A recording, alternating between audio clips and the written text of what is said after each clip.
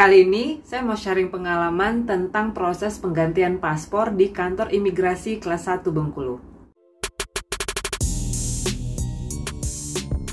Memang istilah yang lebih tepat itu penggantian paspor, karena nomor paspor kita yang lama berbeda dengan nomor paspor kita yang baru.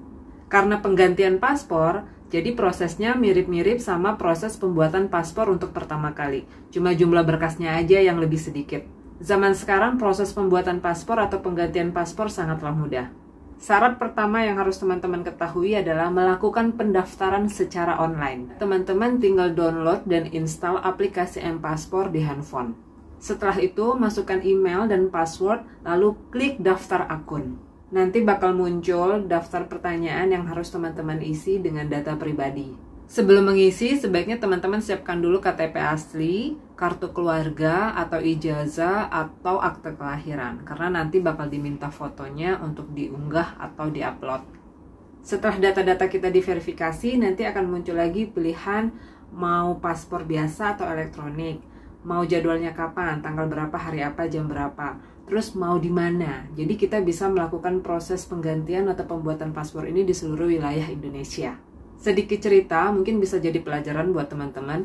Awalnya saya tuh pengen bikin paspor elektronik di kantor imigrasi Bengkulu. Jadwalnya udah saya pilih.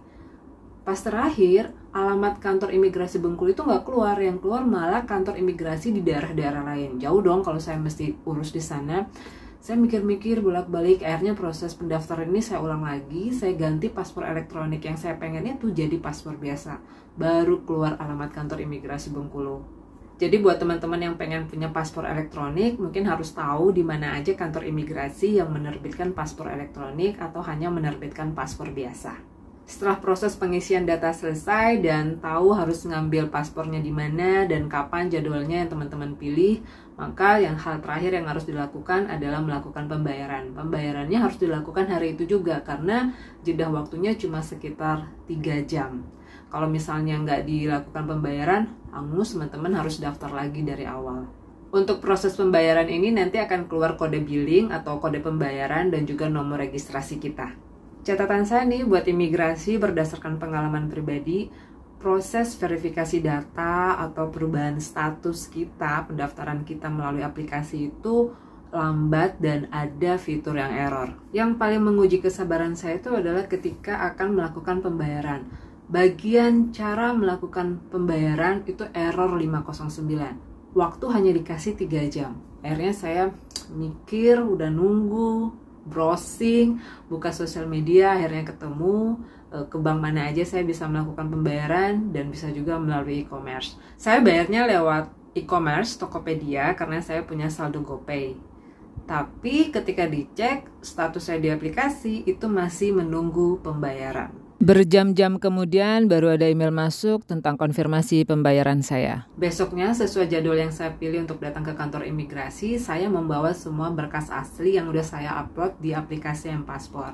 Tapi karena saya adalah penggantian paspor yang diminta cuma fotokopi KTP sama paspor lama.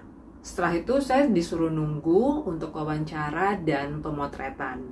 Proses wawancaranya gampang, pertanyaannya cuma mau kemana, ngapain? Saya jawab aja, Malaysia dan mau jalan-jalan. Pemotretan adalah rangkaian terakhir dalam pengurusan paspor. Paspor akan selesai dalam waktu 3 atau 4 hari kerja. Saya waktu itu ngurus tanggal 26 hari Kamis dan selesai tanggal 31 hari Selasa. Oh ya, buat teman-teman yang paspor lamanya pengen diambil lagi, karena mungkin ada visa yang masih berlaku, itu nanti ngisi semacam surat pernyataan pakai metrai Rp10.000. Jadi boleh diambil lagi paspor lama kita. Ini paspornya dicek lagi ya Bu ya. Nama, tanggal lahir, ini paspor lamanya. Oke.